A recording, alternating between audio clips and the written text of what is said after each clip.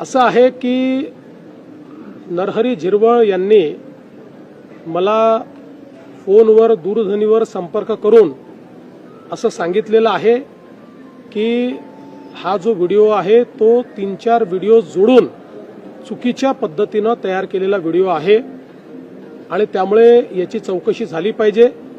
मी त्यांना ॲडवाईस केलेलं आहे की त्यांनी तात्काळ त्या संदर्भात एक कंप्लेंट दाखल करावी।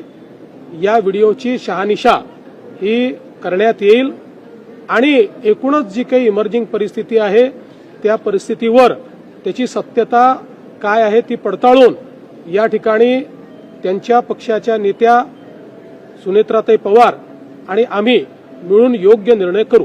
सगळे राज्यात पावसाचं संकट पाहायला मिळतं। झिरवळ अडचणी देताना पाहायला मिळतात। यापूर्वी सुद्धा त्यांच्या कार्यालयामध्ये लाच घेताना त्यांच्या अधिकाऱ्यांना अटक करण्यात आली होती। यावेळेला सुद्धा त्यांच्यावर आरोप होत आहेत। सरकारवरती या सगळ्या गोष्टींचा कुठेतरी सरकारच्या प्रतिबंध परिणाम होतो। बघा, असं आहे की मागच्या काळात जी घटना घडली त्याचं पूर्ण चौकशी झाली, त्याच्यामध्ये कुठेही झिरवाळांपर्यंत संबंध गेला नाही।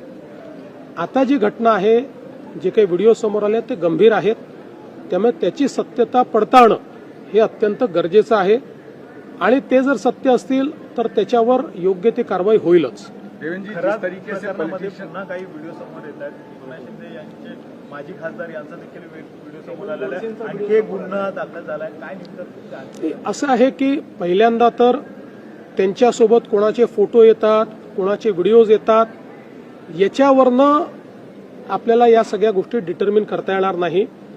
फोटो आणि व्हिडिओज आलेल्यांचा सहभाग आहे का हे महत्वाचं आहे आणि तो सहभाग कोणाचा असेल तर कारवाई होईल, नसेल तर केवळ फोटो या ठिकाणी एखाद्याचा निघाला, आता आम्ही सगळे इथे उभे आहोत, आमच्या मागे कोण उभं आहे आम्हाला माहिती नाही आणि त्याच्यासोबत फोटो निघाला, उद्या त्यांच्यातल्या कोणी काय केलं म्हणजे इथे कोणी करणार नाही, तरी देखील अशा प्रकारे आपल्याला दोषी नाही पकडता येणार।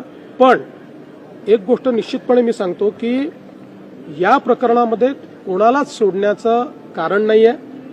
अतिशय डीप आम्ही जातो, अनेक नवीन गोष्टी लक्षात येत आहेत। अजून काही FIR येत्या काळामध्ये होण्याची शक्यता आहे। काही विक्टिम्स अजून पुढे येत आहेत, काही महिला पुढे येत आहेत। याच्या व्यतिरिक्त काही लोक आर्थिक फसवणूक झाली म्हणून देखील पुढे येत आहेत, त्यांचेही FIR हे लवकरच आपल्याला पाहायला मिळतील।